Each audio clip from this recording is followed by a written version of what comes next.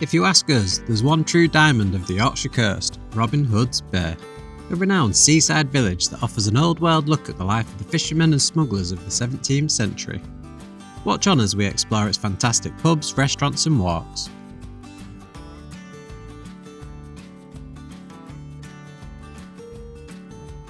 We're here at Robin Hood's Bay, a historic fishing village on the Yorkshire coast. With its steep hills and tiny alleyways, it's a place waiting to be explored. So let's go. Herrings and a loaf of bread, herrings' eyes, puddings and pies, herrings' fins and needles and pins, herrings' tail, a bucket of ale, and all manner of things. Our weekend in the bay started with the descent down the hill, which is exactly where the 17th century charm begins. Terraced cottages line tiny streets up and down the hills that make up the bay, with plenty of hidden gems, shops and pubs to explore along the way, including one of our favourite Yorkshire brands, Bertie's of Bay, where you'll find heritage designs bringing back the iconic Ganseys of Yorkshire fishing communities, alongside other fishing inspired pieces from jackets to hats.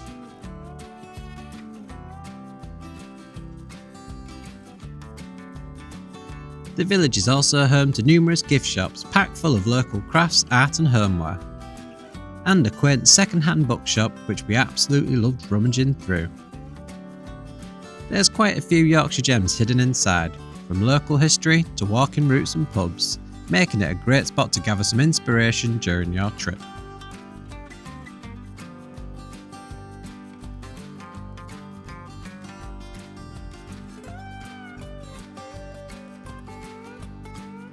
Further down in the bay, we stumbled upon the quaint Brown's Chocolate Shop, a self-professed chocolate heaven that's been in the village for decades.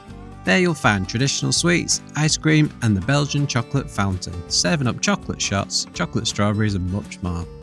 The perfect mid-afternoon treat before checking into our cottage for the weekend. Chocolate shop. You couldn't shot that.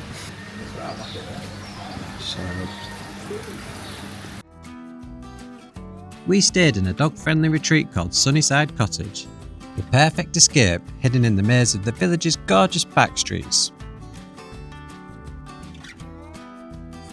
There was one thing we were too excited about there before retreating for the night, and that was the pubs. Starting with the newly reopened The Dolphin.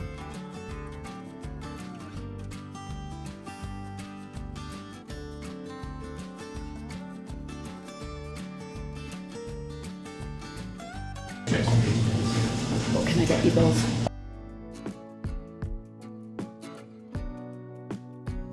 Well, cheers to a rainy day there.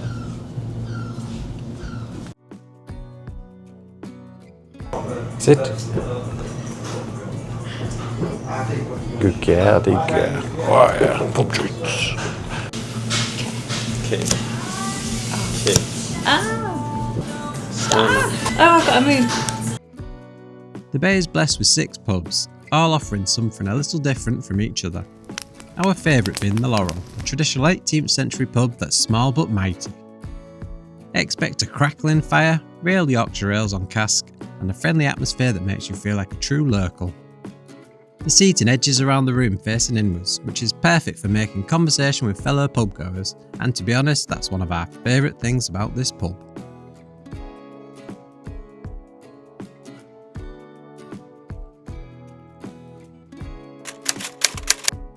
For great food in the bay, our go-to is Brambles Bistro, a stunning, intimate bistro serving up some of the best steak in Yorkshire.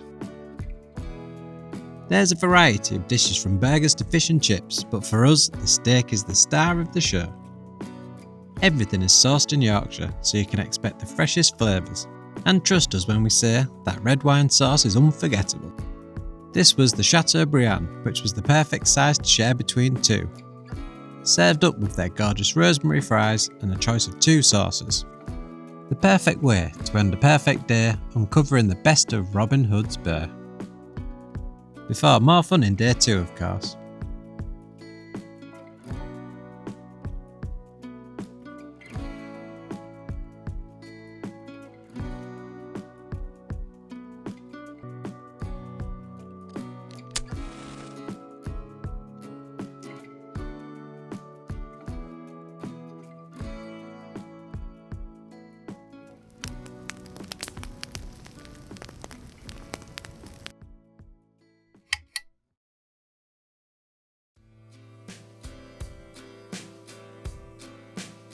Day 2 started with a calm, slow morning pottering around the bay, before heading to the beach where Stella could run and play while the tide was out.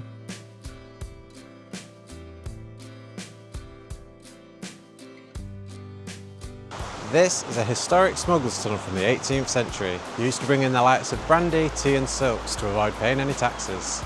We could all use a bit of that, couldn't we?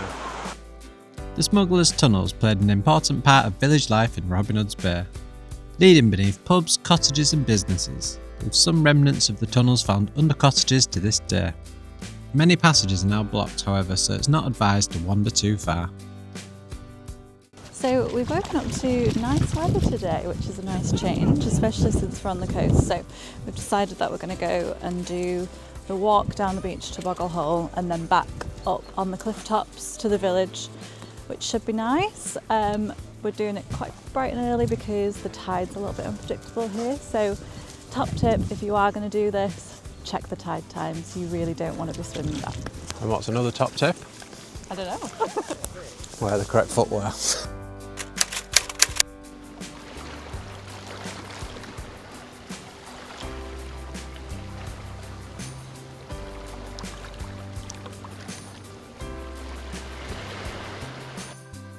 The walk to Boggle along the beach is an easy stroll, and is just a 2-mile circular there and back. The terrain is mixed with sandy patches, rocky areas and rock pools, making it the perfect walk for explorers of all ages. The not so picturesque part of walking your dog on the beach. Beautiful. She's having another poo. She better not be. Aww. Why can't you let nice sounds be nice sounds?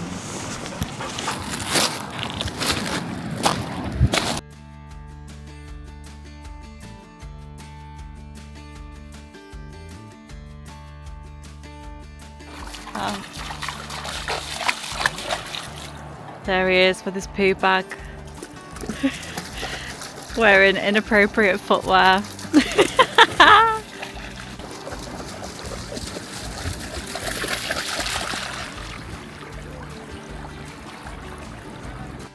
Boggle Hole is famous for its caves along the beach, where legend has it Boggles used to reside. There are numerous myths and legends around the Boggles, with some suggesting that they were sent to the caves after causing mischief in the village, while others say that they had healing abilities and mothers would take their sick children to the caves to be helped by the Boggles. Either way, it's one of our favourite beaches in Yorkshire. Great for swimming, rock pooling and enjoying the stunning views. Just like Robin Hood's Bay, the tide times are a bit inconsistent, so it's best to check the times on the day so you don't get caught out.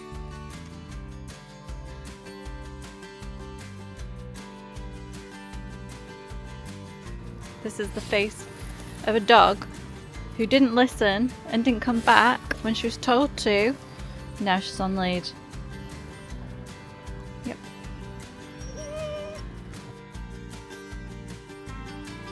The walk continues up the footpath by the youth hostel.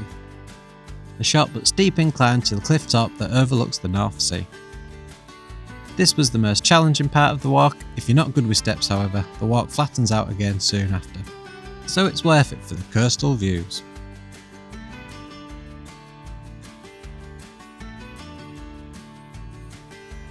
The route continues along a simple path back to the bay, passing farmland and through small woodlands, offering varied sights and scenes as the bay comes closer into view.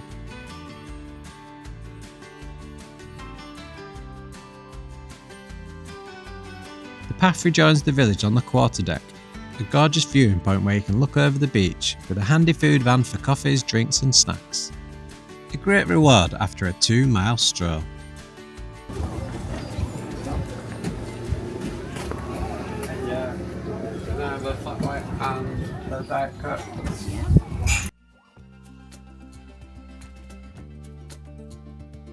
See what the skill is here is.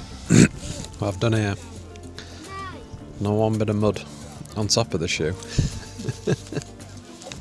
It is caked. Get your dog roll over your hon. I need to stop having them. That's every video, isn't it?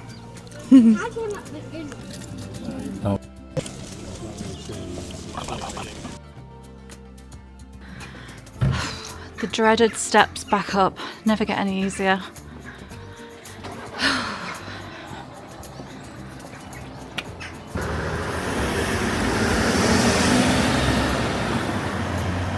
I think this might be the end of me. The last stop on our trip was the Fish Box, gorgeous chippy overlooking the coast, with what might be the best views from a fish and chip shop in Yorkshire. Got the goods.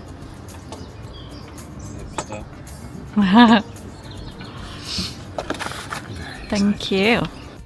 The chippy can be found at the top of the bay, so you'll need to climb up that hill, but it's worth it for the food. Let's have a look.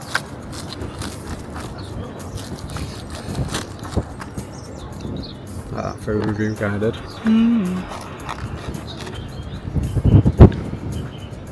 Lovely stuff.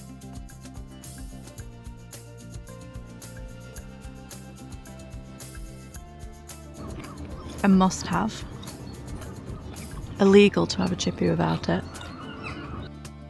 How else would you end a trip to the Yorkshire coast?